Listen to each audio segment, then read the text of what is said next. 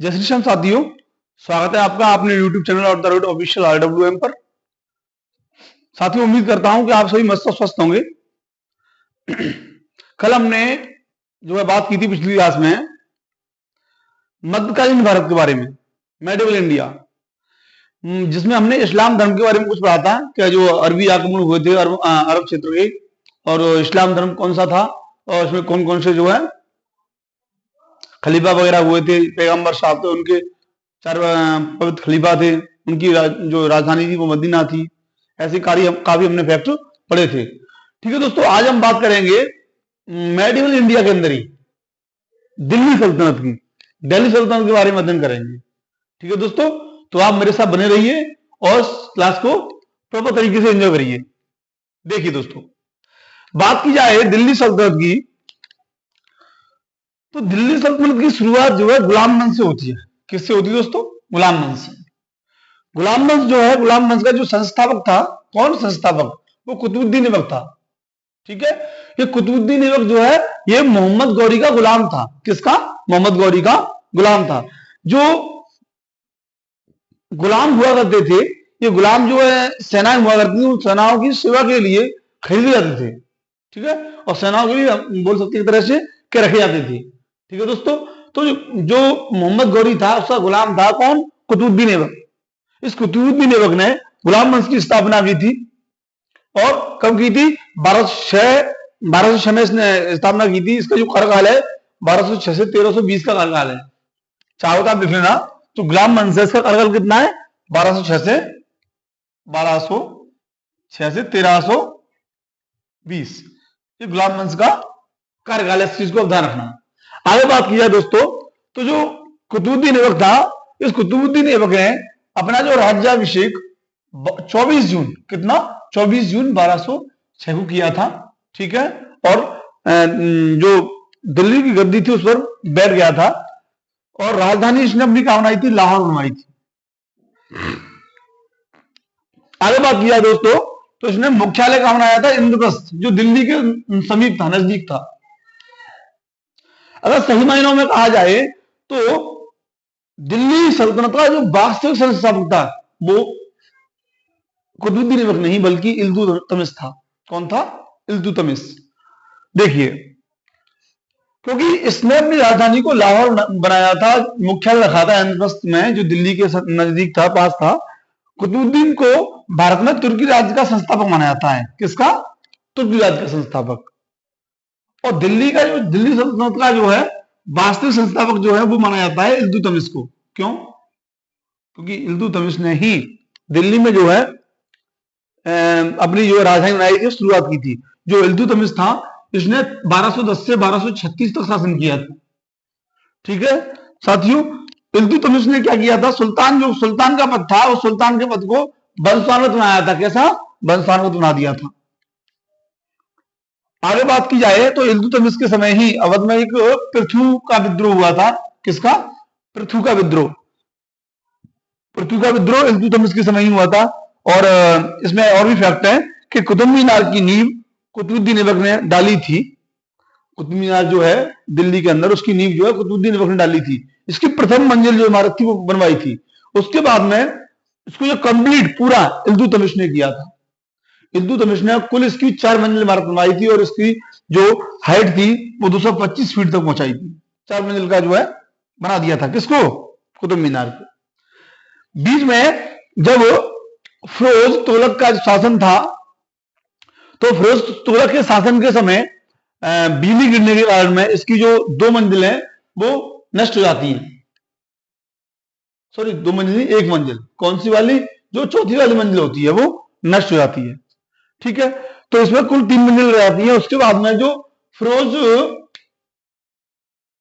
तुगलक था, ये दोस्तों देखो, यह फिरोज तुगलक, इस फिरोज तुगलक ने 2 मंजिल बनाई होती है। जो मंजिल एक नष्ट हो गई थी 4 नंबर की, उसको कंप्लीट किया होता है, और 5वीं मंजिल और मतलब जो है तैयार की जाती है, बना दी जाती है। और फिरोज तुगलक के द्वारा इसको जो है 234 फीट तक पहुंचाया जाता है, और कुल इसमें 5 मंजिल इमारत तो ये कुतुब मीनार बनकर तैयार हो जाती है। ठीक है, एग्जाम में पूछ लेता है। और आगे बात करें दोस्तों, तो जो कुतुबुद्दीन ऐबक था उसने दिल्ली का कुव्वत उल इस्लाम मस्जिद और अजमेर का 2.5 दिन का झोंपड़ा, 2.5 दिन का झोंपड़ा नामक मस्जिद बनवाई थी। ऐसा बताया जाता है कि जो अजमेर का 2.5 दिन का झोंपड़ा है, एक संस्कृत महाविद्यालय था, विश्वविद्यालय, उसको तुड़वा करके उसके ऊपर इसको बनाया जाता है, क्योंकि इसकी उसकी पत्थर वगैरह जो है उसमें अभी भी इसकी दीवार में जो है 2.5 दिन की झोपड़ी में लगे हुए मिल जाते हैं और सबूत के तौर पर। ठीक है दोस्तों। और कुतुबुद्दीन ऐबक को जो है लाख बख्श भी कहा जाता है। ठीक है दोस्तों, यहां तक ये आपका कंप्लीट होता है। आप स्क्रीनशॉट ले लीजिए। आगे फिर हम चलेंगे, थोड़ा सा जल्दी से स्क्रीनशॉट करिए।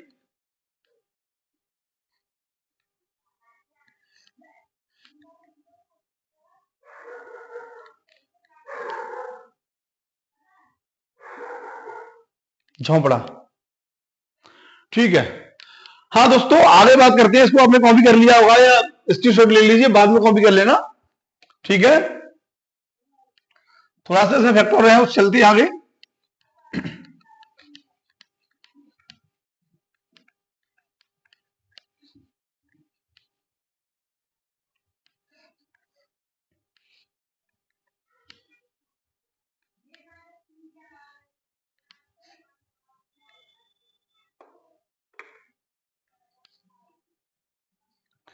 जो प्रसिद्ध नालंदा विश्वविद्यालय था दोस्तों, उसको भी जो कुतुबुद्दीन ऐबक का सेना नायक था बख्तियार खिलजी, उसने ही नष्ट किया था। लिख लीजिए इसको। प्राचीन नालंदा विश्वविद्यालय, मैं लिख देता हूं, प्राचीन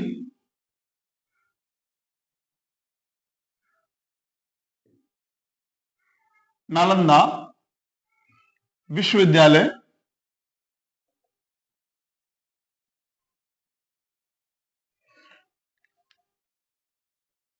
को ध्वस्त करने वाला, को ध्वस्त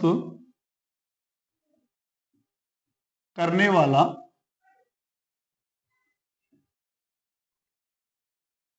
किसका दोस्तों? कुतुबुद्दीन ऐबक का। ऐबक का सेना नायक कुतुबुद्दीन ऐबक, शॉर्ट में ऐबक, ऐबक का सेना नायक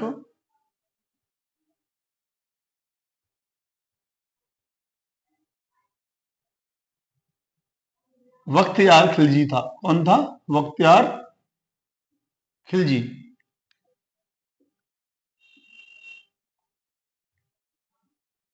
ठीक है दोस्तों, तो आगे बात करें दोस्तों को, जो कुतुबुद्दीन ऐबक था, कुतुबुद्दीन ऐबक की मृत्यु 1210 ईस्वी में हो जाती है। चौहान खेलते समय घोड़े से गिर जाता है फिसल करके और इसकी डेथ हो जाती है। लिख लीजिए इस पॉइंट को भी। कुतुबुद्दीन ऐबक की मृत्यु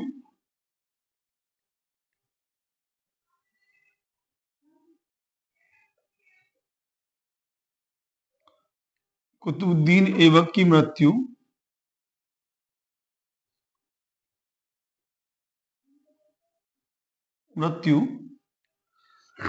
1210 ईस्वी में। कब दोस्तों? ईस्वी में चौहान खेलते समय,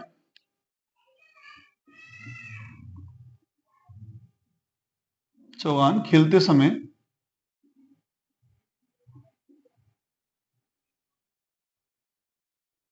घोड़े से गिरकर हो जाती है। किससे? घोड़े से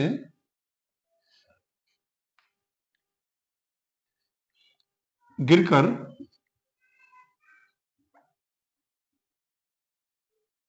हो जाती है। दोस्तों, ये जो कुतुबुद्दीन ऐबक था, इसको लाहौर में ही दफना दिया जाता है। कहां पर? लाहौर में ही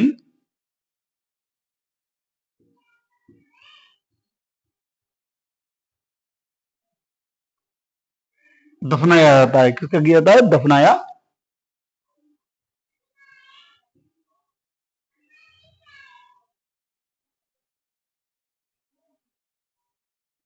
ये जो कुतुबुद्दीन ऐबक था, इसको लाहौर में ही दफनाया गया था। ठीक है दोस्तों, ये फैक्ट है इतने, आप नोट कर लीजिए। और क्लास बोरियस नहीं हो, इसलिए आगे की क्लास हम कल कंप्लीट करेंगे। दिल्ली सल्तनत में गुलाम वंश का कुछ भाग रह गया है, उसको हम कल पूरा कर देंगे। ठीक है दोस्तों, तो आज के लिए इतना ही। जय हिंद, जय भारत, गुड नाइट।